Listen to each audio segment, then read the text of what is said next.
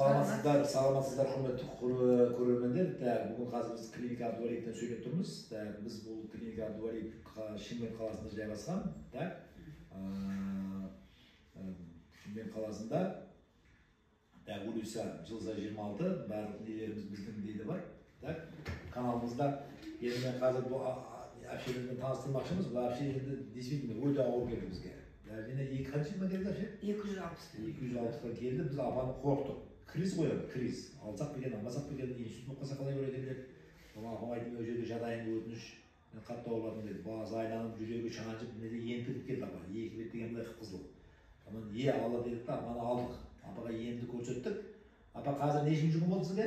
5-ші күн. Қазір уже апаның қазір 5-ші күн уже. Аз апа дәрмен қалай бар? Ол үшін докторымыз алында? 130, сондай болжады. 130, 140-қа түсті, 260-тан. Қазір апаның мәселені жақсы. Жүріс-тұрыс жақсы, дәрмені жақсы. Қазір апам айтып жатыр, жүріңіз деп жатырмыз. Біз дискотекамыз болады, дискотекасы ойнаңыз деп жатырмыз. Қайтасың деген. Апам өзі қай жерде табасыз? Тараз қаласында. Апам Таразда келген. Апа жасы нешеде? 66-да. Апам 66-да. Апам институтқа бір қадам қалды да. Бір қадам келді. Алла шипасын беріп, қазір апам 5-ші күн дәрмен уже нормаға түсті. Енді сіз апаға 10 күн жатасыз ба?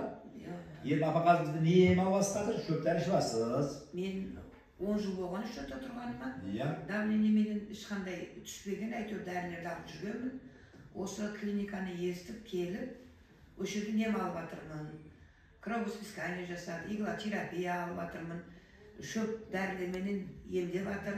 Малқам ішіп жатырмын. Ешқандай весім түспеген еді. 3 күннің ішінде 3 килограмм тастаппын. Қуанып жатырмын. Өте керемет, барлық жағдай жасалынған. Тамаша. Енді мен сияқты ауырып жүрген адамдар болса, естіп, біліп, келе беріңіздер, қорықпаңыздар.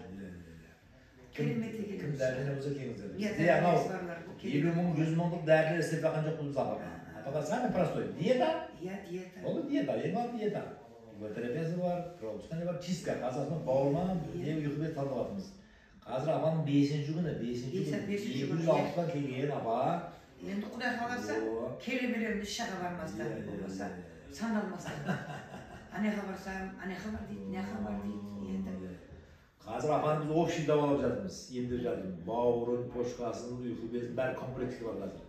Қанын сүйдіріп жатырмыз, массаждар табады, иглотерапия табады. Қазір апа именно восточный медицинаның емімен шығып жатыр апа. Енді үйге барған соң апаға Құда қаласа 10 жыл мен өзім диетаны, жаңартқан үш режим. Диета, образ жизнь, ментальный состояние бәрін апаға түсіндіріп беремін. Соған апа Құда қаласа, ертең Алланың берген 90-80-100 жасында өзі шауып жүру керек. Жатып қалмастан. Апа түсіндіңіз ба? Соған баруымыз керек. Қай жасың неште?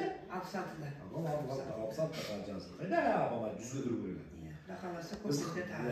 Біз Қазақстанда долголетияны адамның жасын көтеруіміз керек, жасын. Қазір адам неден кетіп жатыр бізде? Давление инсульт болып жатыр. Инфаркт болып жатыр. Аслан сонда кетіп жатыр барлығы. Қаны қою болғаннан кейін мына апам да бізге келген дәріні ішіп жүре берген үйінде. Күнде неше таблетка ішкен? 5-6 таблетка ішкен күнде. Азанда үшеу, әбітте үшеу, кешқұрым үшеу, әне көрсетті ма? Мына таблетка. Сол мана 260-тан келген міне. Қазір апаның жағдайы жаман емес. Енді мен айналып реклама қылу емес мақсат. Қазір мен просто өзіміздің результатты азы бізде очередь кетіп жатыр 15 күн ар жаққа. Просто апаның жағдайын мен көрсетпекшімін сіздерге. Апа действительно осындай дәрігермен келді, осындай результат болды. Маған өзі отыр ғой. Ештеңе қосылған жоқпыз, ештеңе алған жоқпыз. Барлығы не дейді? Ойбақ адамдар рекламаға шақыру емес. Потому что мен білем, әлі осындай қиналып жүрген дәрігермен жүрген адам көп. Иә. Әне бізге Қарағандыдан келді бір абай. Қарағандыдан. Өзі үлкен постта істейді абай. 2 ай жүрген, 2 ай. 220-240 банан.